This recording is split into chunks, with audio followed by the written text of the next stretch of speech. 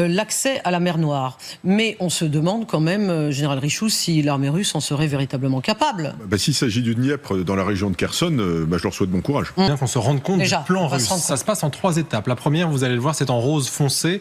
En gros, c'est ce que la Russie espère occuper d'ici la fin de l'été. Ensuite, en rose un peu plus clair, vous avez ce que la Russie espère occuper d'ici la fin de l'année 2025. Et enfin, en rose pâle, vous avez ce que la Russie espère prendre d'ici la fin de l'année 2026. Donc on se donne quand même un horizon assez long. C'est surtout que la Russie est partie sur le principe que l'Occident ne va pas lâcher cette guerre. Et donc, sachant très bien les malversations et la façon de penser des pays occidentaux qui dirigent l'Ukraine, parce que ce n'est qu'une guerre par procuration, bien sûr qu'ils vont programmer leur combat sur le long terme.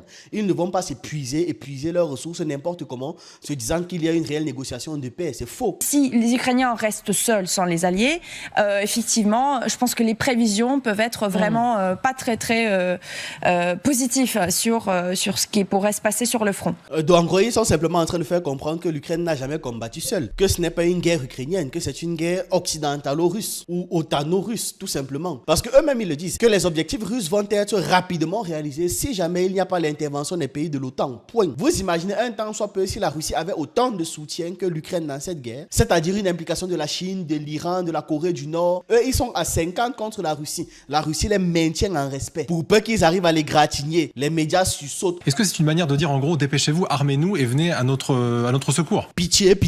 À part mendier, l'Ukraine sait faire quoi d'autre? Mais Zelensky a mendié à travers la planète. Il est même venu mendier en Afrique. C'est-à-dire que quel que soit le mouvement que va faire Zelensky, il va être dans une position encore pire que celle qu'il occupe actuellement. Les Ukrainiens ne sont pas motivés pour aller faire la guerre. Si en plus ils savent que leurs corps ne seront pas rendus, c'est la base de toute civilisation. Il n'y a pas de civilisation dans l'histoire de l'humanité qui n'honore pas ses morts.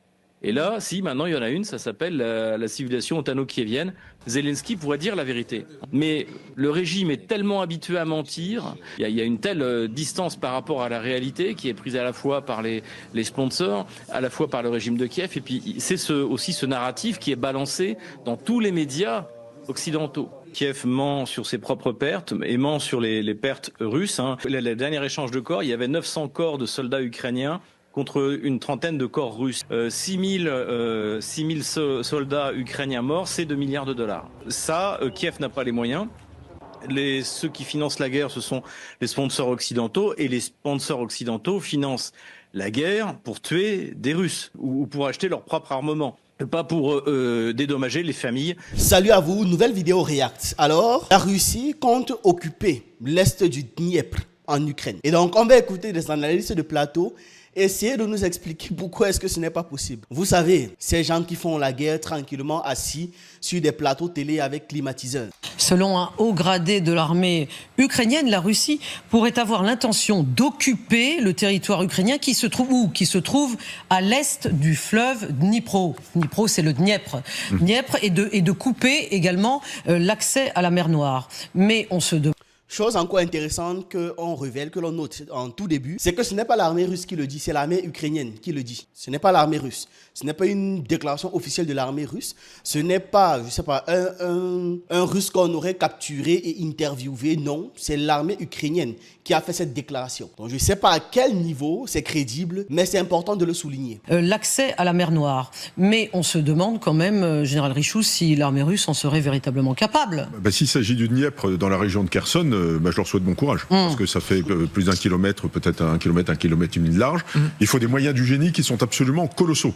Il faut acquérir une supériorité en artillerie sur la rive adverse pour empêcher la traversée qui est absolument gigantesque. Est-ce que ce n'est pas alors le cas? C'est la question que l'on doit se poser. C'est-à-dire que l'ancien commandant de la 7e brigade blindée, il n'a pas autre chose à faire que d'être tout le temps sur les plateaux. J'ai l'impression que 3 vidéos sur 4, il est là pour pouvoir donner son avis toujours bizarre, bancal, biaisé. Il n'a pas autre chose à faire. Parce que, prenons ce scénario hypothétique. Je dis hypothétique parce que ce sont les Ukrainiens qui le disent. Donc, dans un scénario hypothétique où la Russie cherche à récupérer, à prendre le contrôle du Dniepr, il y a plusieurs éléments qui pourraient jouer en sa faveur. Et c'est très important qu'on ait ça en fait en parallèle de ce qu'il est en train de raconter là. Bon, déjà, il y a le facteur géopolitique. C'est-à-dire que ce n'est pas forcément durant la guerre que la Russie va récupérer ça, mais ça peut être après. Parce qu'il y a un certain nombre de stratégies géopolitiques qui sont en train d'être mises en place. La Russie pourrait, par exemple, et si ça fait partie de leur plan, exploiter les tensions régionales ou encore des changements de gouvernance dans les pays riverains du Dniepr pour pouvoir justifier une intervention militaire, non? Et sous le même argument qui a déclenché cette guerre, protéger les russophones, etc. Ensuite, il y a la capacité militaire. La Russie dispose, contrairement à ce qu'il essaie de nous faire croire, la Russie dispose d'une force militaire considérable, gigantesque, monumentale, notamment des troupes terrestres extrêmement bien équipées, avec une très puissante aviation. Ce n'est pas parce qu'il y a 4 avions qui ont été détruits que ça veut dire que la Russie est à genoux. La Russie a une aviation monumentale. On parle d'un pays qui recrute 80 000 militaires l'année. Mais vous pensez même que vous êtes en train de parler de quel pays là? Jusqu'à dit bonne chance comme si ça relevait de la chance. Ça ne relève pas de la chance. C'est quoi, Nicolas Richou? Ça ne relève pas de la chance. Et le pire, c'est que c'est un militaire qui ose parler de ça. Mais il est quand même le mieux placé pour connaître quelles sont les capacités militaires de la Russie. J'ai oublié. Son travail n'est pas de dire la vérité. Laissez-moi. Je m'emporte parfois. J'oublie qu'on n'a pas les mêmes objectifs quand on parle. Bref, la Russie pourrait rapidement mobiliser des équipements très lourds et très efficaces le long du fleuve Dniepr pour pouvoir exercer une pression militaire qui va simplement faire fuir les Ukrainiens. La Russie pourrait aussi initier des campagnes de propagande avec pour objectif de faire passer un message clair. Il pourrait faire des cyberattaques massives, financer des groupes séparatistes ou encore pro-russes. Dans la région, ils peuvent soutenir des gens qui vont le faire directement sur le terrain. C'est une stratégie occidentale. Les autres s'en inspirent. C'est comme ça que ça marche. Puisque l'objectif en finançant ces groupes-là, ce serait d'affaiblir le pouvoir local en créant un climat de chaos contrôlé et propice à une intervention. Moscou, dans cette option aussi, si on exclut le militaire une fois de plus, pourrait opter pour une approche diplomatique, du moins un appui diplomatique. Parce qu'il pourrait chercher à obtenir un soutien tacite ou indirect de certains acteurs internationaux. Ce qui va créer une situation où une intervention militaire russe pourrait se dérouler sans une réponse immédiate et unifiée de la communauté internationale. Une fois de plus, c'est une stratégie occidentale. Je ne fais que le répéter. Donc ce serait vraiment des attaques éclairs. On termine avec en une soirée, emballé, plié, il bouge. Et il y a aussi les objectifs stratégiques qu'ils peuvent mettre en place. En gros, le principe est de dire que pour la Russie, contrôler le Dniepr pourrait offrir des avantages stratégiques significatifs, comme par exemple sécuriser les corridors économiques très importants, renforcer sa position géopolitique en Europe de l'Est et exercer une influence directe sur des pays voisins. Évidemment, ils sont dans un contexte de guerre. Ok, c'est une guerre et tout. Contrôler le Dniepr ou des zones stratégiques autour sont une stratégie comme une autre. Ça peut très bien faire partie de la stratégie militaire russe, d'une stratégie beaucoup plus large. C'est possible. Mais factuellement, ils n'ont rien dit. C'est pour ça qu'on pourrait par exemple voir la stratégie en 2022 où ils ont tenté de récupérer tout le sud de l'Ukraine, dont la rive droite du Dniepr à Kherson. Elle a quand même pu récupérer la rive gauche du fleuve dans la région de Kherson et reste présente là-bas jusqu'à maintenant. Dans le but d'affaiblir l'Ukraine, la Russie a bombardé et saboté des infrastructures sur le Dniepr, comme le barrage Kakhovka. Et on a des responsables russes ou alors des affiliés, comme Dmitri Medvedev et d'autres, qui ont évoqué parfois l'idée de pousser en fait jusqu'à Kiev et au-delà du Dniepr. Pourquoi est-ce que le Dniepr peut être important pour la Russie si jamais ça fait partie de leur stratégie?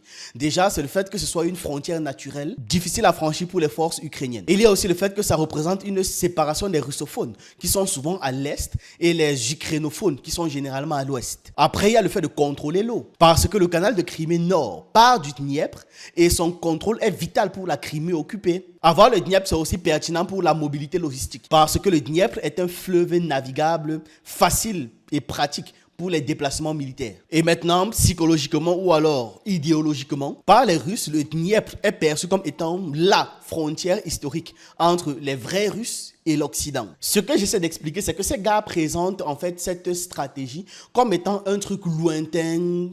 Non, en fait, la Russie occupe déjà toute la rive orientale du Dniepr. Ce qui fait en sorte que ce scénario hypothétique où ils veulent l'autre partie n'est pas si hypothétique que ça, ce ne serait pas si dur que ça. Ce ne serait pas si infranchissable que ça. Et la partie qu'ils contrôlent, ils peuvent en faire ce qu'ils veulent. Faire même en sorte que ce soit une frontière. Et l'Occident ne va rien faire, ne va rien dire. Parce qu'ils sont toujours en train de présenter le moindre truc comme quelque chose d'extraordinaire. Non, la guerre, ça ne se passe pas comme ça. La guerre, ce n'est pas sur les plateaux de télé. Un ancien commandant de la 7e brigade blindée qui passe son temps sur les plateaux télé. Même si tu es à la retraite, je sais pas, tu n'as pas mieux à faire. Petite pause. Avant de poursuivre la vidéo, abonnez-vous. Je publie quotidiennement des vidéos qui varient. Actualité, géopolitique, histoire, interview, react et analyse. Dans certaines vidéos, on rigole. Dans d'autres, le ton est beaucoup plus sérieux, mais on apprend toujours quelque chose. Donc, abonnez-vous pour ne pas manquer des sujets qui vous intéressent. Aussi, pour ceux qui veulent du contenu supplémentaire ou encore soutenir la chaîne, vous pouvez devenir membre. Il y a 2 forfaits, celui de 2,99 € et celui qui coûte moins de 10 €. À cette participation, vous avez droit à des vidéos hebdomadaires et à l'accès au groupe Telegram où on échange. Groupe où je partage également des informations qui ne peuvent être publiées. Dans le groupe Telegram, il y a plus de 200 vidéos qui n'existent pas sur la chaîne et nulle part ailleurs et qui traitent de sujets divers et variés, toujours pour en apprendre plus. Voilà, c'est dit, revenons au sujet. Et il faut des dizaines de milliers de personnes. Et ensuite même... Des dizaines de milliers de personnes pour prendre un fleuve. C'est ça même. C'est ça même. Ça Quand vous avez traversé, il faut être capable d'entretenir le flux logistique dans la durée. C'est très exactement ce que n'ont pas été capables de faire les Russes sur des ponts en 2023, ce qui a forcé à repasser sur la rive Est. Donc tout ça, c'est... Donc pour vous, ils n'en sont pas capables? Actuellement, le Dniepr, franchement... Pourquoi les Ukrainiens disent qu'ils en sont capables? Peut-être que les Ukrainiens, d'abord, ils ont raison de brosser toutes les hypothèses. Voilà. Ils sont volontiers à la guerre, il n'y a jamais rien qui est impossible. tous les scénarios. Tous les scénarios, ça c'est militairement, dans les états-majors, on ne ferme jamais les portes. Mais après, il y a la plus probable et la moins probable. Or là, je veux dire, la perspective qu'ils franchissent le Dniepr dans la région de Kherson pour reprendre pied sur la rive ouest m'apparaît faible. Alors regardez ce que ça donne sur une carte pour bien qu'on se rende compte du plan russe. Ça se passe en 3 étapes. La première, vous allez le voir, c'est en rose foncé. En gros, c'est ce que la Russie espère occuper d'ici la fin de l'été. Ensuite, en rose un peu plus clair, vous avez ce que la Russie espère occuper d'ici la fin de l'année 2025. Et enfin, en rose pâle, vous avez ce que la Russie espère prendre d'ici la fin de l'année 2026. Donc on se donne quand même un horizon assez long, ce qui veut aussi nous dire, il me semble, enfin je pense, Sylvie Berman, que là on est vraiment sur un plan sur le long terme. Encore une fois, la Russie n'a pas l'intention d'arrêter la guerre, elle joue le temps long comme toujours. Oui, absolument. C'est-à-dire que, bien évidemment, Donald Trump... C'est surtout que la Russie est partie sur le principe que l'Occident ne va pas lâcher cette guerre. Et donc, sachant très bien les malversations et la façon de penser des pays occidentaux qui dirigent l'Ukraine, parce que ce n'est qu'une guerre par procuration, bien sûr qu'ils vont programmer leur combat sur le long terme.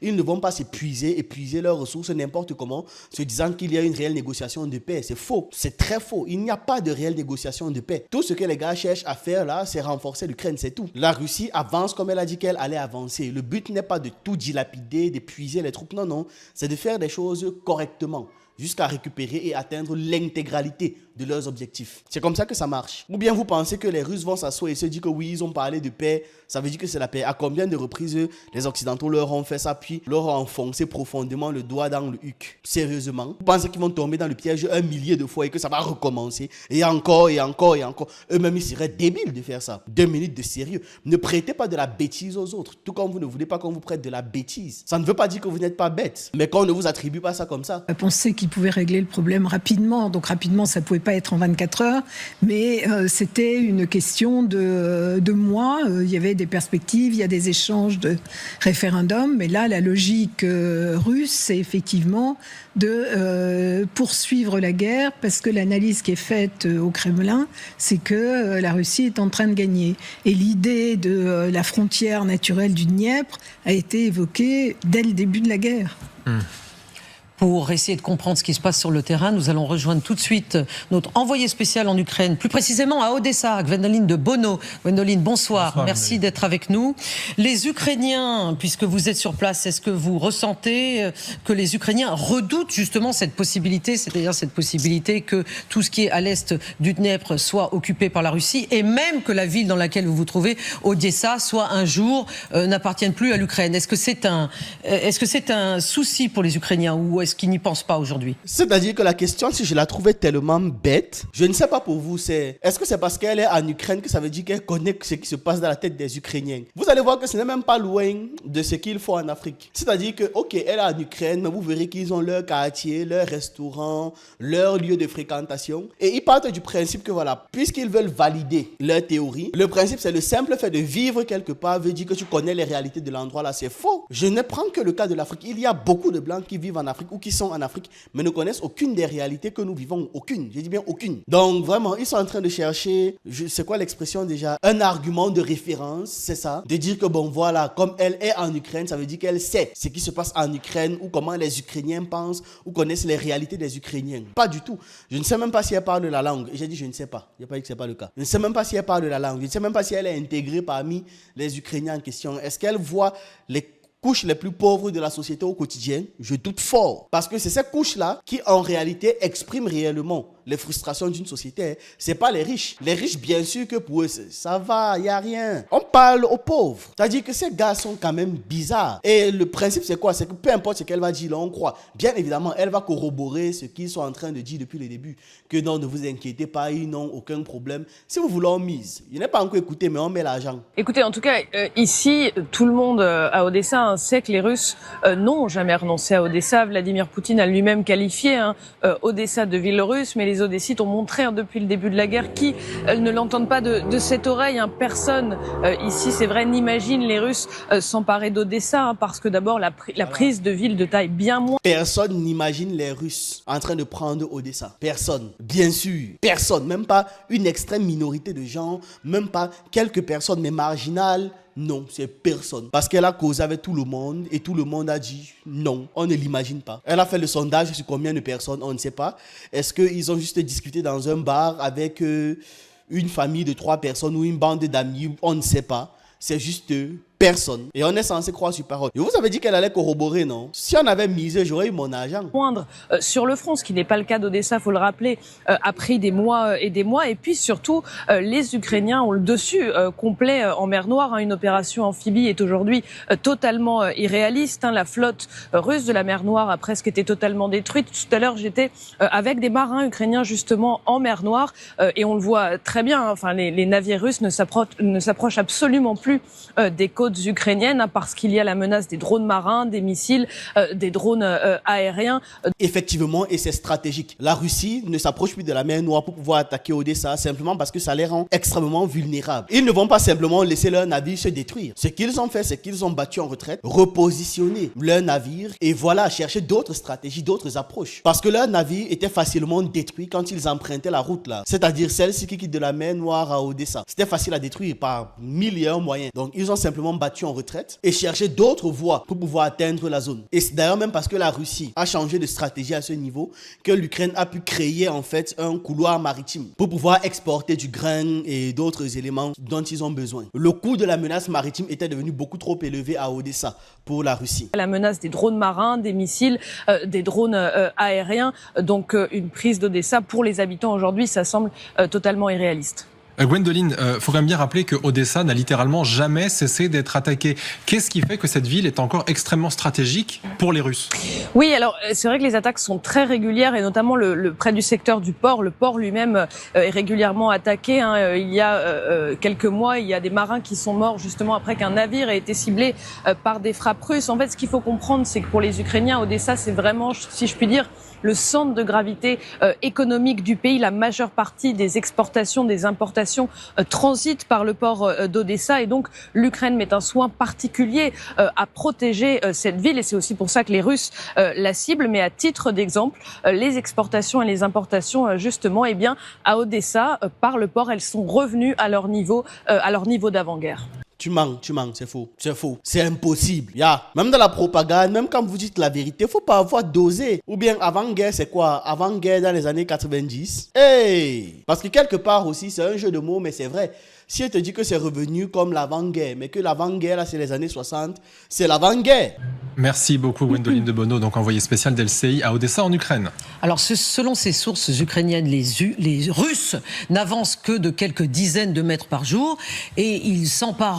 Encore vous qui dites que les Russes n'avancent que de quelques mètres par jour, alors qu'à chaque fois que les troupes russes arrivent quelque part, les troupes ukrainiennes décalent, s'enfuient et leur laissent l'endroit. La plupart du temps, c'est comme ça que les combats se passent maintenant. Vraiment, ce ne sont plus des combats à ce niveau. Il y a juste quelques lignes de front qui tiennent tête de temps en temps, mais c'est tout. C'est au conditionnel, bien sûr, tout de même de l'intégralité de l'oblast, donc de la région de Donetsk et de celle de Lugansk d'ici cet automne. Donc Ludmila, je voudrais vous poser cette question, si on pouvait avoir la carte, parce que Ludmila, vous êtes originaire de Lugansk, vous nous l'avez déjà dit plusieurs fois sur ce plateau. Est-ce que ça vous semble un objectif réaliste ? Alors ce plan-là que vous voyez sur la carte, c'était le plan de Poutine depuis 2014. D'où l'agitation qu'il a fait. C'est-à-dire les intentions de Poutine. Les intentions de Poutine n'ont pas changé à l'égard de l'Ukraine depuis son arrivée au pouvoir et depuis 2014 quand il a déclenché la première phase de la guerre. Parce que à l'époque, ce qu'il voulait faire, c'est s'emparer déjà de l'Odessa, de Dnipro et de Kherson et de couper l'Ukraine de l'accès à la mer Noire. Je vous rappelle que Odessa, c'est stratégiquement, économiquement très important. C'est à peu près 70% de toutes les exportations qui passent par la mer Noire. Aujourd'hui, Odessa, c'est un des ports qui reste et qui est le port très important où la majorité des exportations passent. Parce que, je vous rappelle, il y avait aussi Melitopol et d'autres ports qui sont maintenant inaccessibles. Alors, asphyxier l'économie ukrainienne par annexant le territoire ou bien par menaçant constamment les villes, c'était le but de Poutine. L'Ukraine, elle a su faire le coup, c'est-à-dire la flotte russe, elle n'est plus dans la mer Noire. Mais si vous regardez aujourd'hui ce qui se passe sur le terrain, l'armée russe essaye de pousser au nord, c'est-à-dire la région de Soumy, la région de Kharkiv. Oui. Et on voit que ce plan dont on parle, il est en train de mettre de la part des Russes, ils sont en train de le mettre en œuvre. Moi, je suis pas du tout... je pense pas que ce sont réalistes les délais, parce que ça dépend de beaucoup de choses. Ça dépend de... Si aujourd'hui les Ukrainiens juste restent seuls, sans l'apport conséquent en masse de militaires, je veux dire, qu'on puisse... D'aide militaire, c'est-à-dire les munitions, la fabrication de drones de masse. Si les Ukrainiens restent seuls sans les alliés, effectivement, je pense que les prévisions peuvent être vraiment pas très positives sur ce qui pourrait se passer sur le front. Donc en gros, ils sont simplement en train de faire comprendre que l'Ukraine n'a jamais combattu seule, que ce n'est pas une guerre ukrainienne, que c'est une guerre occidentalo-russe ou otano-russe, tout simplement. Parce qu'eux-mêmes, ils le disent, elle le dit, que les objectifs russes vont être rapidement réalisés si jamais il n'y a pas l'intervention des pays de l'OTAN. Point. C'est ça le message qu'elle fait passer. Tout le reste là, c'est juste de l'habillage. Ça veut dire que toutes les micro-difficultés, plus ou moins importantes, que rencontre actuellement la Russie sur le terrain, ne sont en réalité que les difficultés occidentales qui ont été placées là. Ce ne sont pas les difficultés ukrainiennes. Mais vous allez voir que pour chaque truc qui se passe, ils vont oublier ou volontairement ignorer de dire qu'ils se sont mis à 50 contre la Russie. Ça, ils ne le mentionnent pas. Même le fait que la flotte russe se recule de la mer Noire, là, ils oublient de dire qu'ils se sont mis à 50 contre la Russie avant que la Russie ne batte en retraite sur cette zone-là et attaque sur d'autres fronts. C'est juste qu'ils ont changé de cap, c'est tout. Vous voyez? Voilà leur façon de procéder. Par contre, dès qu'il y a un petit truc que l'Ukraine va arriver à faire, avec le soutien de ces 50 autres États-là, là, vous verrez comment est-ce que tout le monde va venir courir et dire, voilà,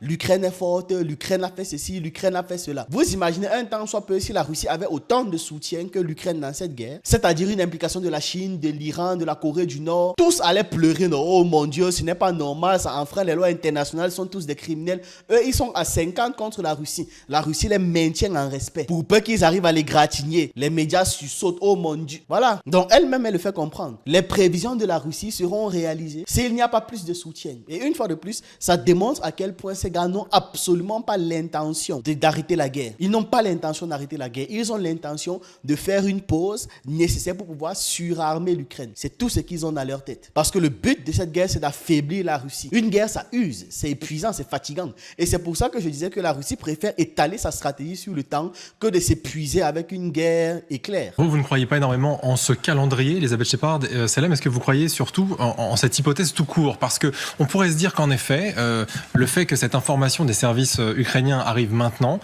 c'est peut-être une manière de dire à l'Occident, dépêchez-vous, il y a quand même toujours un péril imminent sur notre pays, les négociations n'avancent pas, donc pour l'instant, l'instant, on est face à ça. Est-ce que c'est une manière de dire, en gros, dépêchez-vous, armez-nous et venez à notre secours? Bien sûr que c'est une manière de le dire. Pitié, pitié, pitié. À part mendier, l'Ukraine sait faire quoi d'autre? Mais Zelensky a mendié à travers la planète. Il est même venu mendier en Afrique. D'abord, les intentions, je rejoins Ludmilla, depuis 2014, c'est les intentions. Ça, c'est une chose. Mais si on regarde l'avancement russe, et je me fie surtout aux études de l'Institut de l'étude de la guerre, moi, je ne pense pas que ces timelines sont envisageables. Par contre, les Ukrainiens ont raison aujourd'hui de rappeler qu'ils ont besoin de ce soutien. Et sans ce soutien, je pense qu'il y aura effectivement beaucoup plus de facilité pour les Russes d'avancer plus vite. Donc, à la fois, oui, ils sonnent l'alarme, mais c'est pas totalement irréaliste. Voilà, message clair. Elle est quoi? Spécialiste défense et sécurité. Son message est clair. Ça veut dire que cette guerre, on doit même plus appeler ça Russie-Ukraine. On doit appeler ça OTAN Ukraine contre la Russie. Parce qu'il n'y a aucun niveau, à aucun moment dans cette guerre. Si l'OTAN n'est pas là, l'Ukraine tient même une journée. Il n'y a aucun moment, vraiment aucun. Je ne sais pas, depuis le début de la guerre, depuis le début même des hostilités, est-ce que vous avez vu un seul instant où il y a eu une cessation de toute aide de l'OTAN à l'Ukraine? Non. Ça veut dire que depuis le début de cette guerre, la Russie est en train de combattre contre l'intégralité de l'OTAN. Et l'intégralité de l'OTAN n'arrive à rien faire. Et ils osent venir caqueter. On va aussi faire une vidéo sur Viktor Orban, sur une interview, parce que il fait comprendre que les Russes sont incapables de vaincre l'OTAN. On va voir ça, mais ce sera pour une prochaine vidéo. Et même les commentaires de tout ça n'y croient pas. Hein. Les commentaires de la vidéo que l'on vient d'analyser. Les gars n'y croient pas. Le titre devrait être « La toile d'araignée rencontre Spider-Man ». Quand tu fais la guerre sur un plateau télé, dans un studio bien climatisé, voilà, c'est ce que je disais, non? Vraiment, il n'y a rien de plus merveilleux que ça. C'est ce que je disais, vous voyez que je ne suis même pas le seul à le penser. Tous ces gars, tous ces analystes-là sont des soldats de climatisation. On appelle ça les promotions canapé. Il y a un autre qui dit allez récupérer vos 6000 corps au lieu de distraire le public. Parlant de l'Ukraine qui a abandonné ses soldats sur le terrain. En fait, c'est une information qui m'a choqué. On peut lire ici, Zelensky a personnellement ordonné de ne pas récupérer les corps des militaires ukrainiens morts. Vous imaginez, vous faites preuve d'abnégation. Vous allez en guerre. Une guerre que vous ne comprenez pas. Une guerre par procuration des gens. Mais même le respect de vous enterrer dignement en récupérant votre corps. Les gars ne font pas, ils vous abandonnent. Il y a des camions derrière nous avec les corps de plus de 1200 soldats ukrainiens, dont l'Ukraine ne veut apparemment pas récupérer pour une raison ou une autre. C'est un crachat au visage de millions d'Ukrainiens, même de ceux qui continuent à croire en Zelensky. Et je veux vraiment espérer qu'en voyant cette situation, en l'apprenant dans l'Ukraine d'aujourd'hui, beaucoup de gens se poseront des questions gênantes et comprendront enfin qui dirige vraiment ce pays, qui se trouve à quelques centaines de kilomètres d'ici. Que signifie ce refus de Kiev de récupérer les corps de ces militaires qui sont, je le rappelle, à 6000 et dont une partie est déjà identifiée? Je pense qu'il y a deux raisons. C'est que vous avez évoqué dans votre reportage. Il y a le mensonge et l'argent. Le mensonge parce que Kiev ment sur ses propres pertes et ment sur les pertes russes. Hein. Il y a déjà eu des échanges de corps. Et à chaque fois, le dernier échange de corps, il y avait 900 corps de soldats ukrainiens contre une trentaine de corps russes, c'est-à-dire 30 fois plus de cadavres de soldats ukrainiens que de cadavres de soldats russes. Donc ça veut dire que les pertes de l'armée otano-kievienne, hein, appelons-la comme elle est, sont infiniment supérieures à celles de l'armée russe. Donc ça, c'est la première chose sur laquelle, évidemment, le régime de Kiev et ses sponsors mentent. Ensuite, il faut dire une chose, c'est que les derniers échanges après le premier accord d'Istanbul se sont mal passés parce que les Kieviens n'arrivaient pas à trouver suffisamment de prisonniers russes à échanger avec les prisonniers ukrainiens. Donc les Russes ont tout de suite pu aligner 1000 prisonniers. En revanche, côté ukrainien, ils sont allés prendre les civils qu'ils avaient kidnappés dans la région de Koursk. Ils ont même échangé de leurs propres citoyens qui étaient accusés de soutenir la Russie, donc ce qui est même contraire à leur constitution. Donc ça, c'est le premier mensonge. Et ensuite, vous l'avez évoqué, 6000 soldats ukrainiens morts, c'est 2 milliards de dollars, 2 milliards d'euros, de dollars, peu importe. Donc ça, Kiev n'a pas les moyens. Ceux qui financent la guerre, ce sont les sponsors occidentaux, et les sponsors occidentaux financent la guerre pour tuer des Russes, pas pour ou pour acheter leur propre armement, pas pour dédommager les familles des soldats, des familles des soldats les mères de famille ou les épouses des soldats ukrainiens morts pour cette guerre menée par l'Occident. Donc effectivement, c'est extrêmement cynique, c'est très triste, mais c'est absolument pas surprenant et je vois pas comment la situation pourrait évoluer. À moins, encore une fois, que les sponsors du régime ukrainien acceptent de payer pour ça, sachant que le régime ukrainien a déjà fait défaut sur sa dette à hauteur de plus de 600 millions de dollars il y a une semaine. Donc c'est très mal parti. Et ça va être extrêmement difficile à accepter, sauf à reconnaître qu'il n'y a plus d'argent et que finalement les pertes de l'armée ukrainienne sont infiniment supérieures à celles qui ont été annoncées. C'est-à-dire que quel que soit le mouvement que va faire Zelensky, il va être dans une position encore pire que celle qu'il occupe actuellement. Alors, si on peut trouver une explication financière à ce refus de récupérer les corps, quelle serait la raison de reporter l'échange de prisonniers de guerre? A priori, à la Rada, il y a une loi qui est en train d'essayer d'être passée, c'est-à-dire que les soldats seront reconnus morts 2 ans après la fin du conflit. Donc, c'est-à-dire que en fait, les familles des soldats morts ne seront compensées, dédommagées de la perte de leur être cher 2 ans après la fin du conflit. Et donc, je ne sais pas si cette loi à la Rada va passer, mais de toute manière, l'Ukraine est une dictature, donc elle fera ce qu'elle veut. Le gouvernement fera ce qu'il veut. S'il veut pas payer, il paiera pas. Personne n'osera protester. En tout cas, pour l'instant, à moins qu'il y ait vraiment un grand mouvement populaire très large, on l'observe notamment sur les recrutements de forces dans la rue. Les gens se posent de plus en plus aux sergents recruteurs de Zelensky. Mais effectivement, déjà que les Ukrainiens sont pas motivés pour aller faire la guerre. Si en plus ils savent que leurs corps ne seront pas rendus, encore une fois, on parle de civilisation. C'est la base de tout. Honorer les morts, c'est la base de toute civilisation. Il n'y a pas de civilisation dans l'histoire de l'humanité qui n'honore pas ses morts. Et là, maintenant il y en a une, ça s'appelle la civilisation otano-kievienne, qui refuse les corps. Je dirais, à la limite, si jamais la guerre était populaire, comme on veut nous le faire croire en Ukraine, Zelensky pourrait dire la vérité, en disant, écoutez, nous allons récupérer ces corps, en revanche, vous ne pourrez pas être dédommagés, car nous n'avons pas assez d'argent, nous n'avons plus d'argent. Ce serait, je dirais, le message de vérité de Zelensky. Mais le régime est tellement habitué à mentir que, en fait, il n'est même plus capable de dire ça. Il y a une telle distance par rapport à la réalité qui est prise à la fois par les sponsors, à la fois par le régime de Kiev, et puis c'est aussi ce narratif qui est balancé dans tous les médias occidentaux.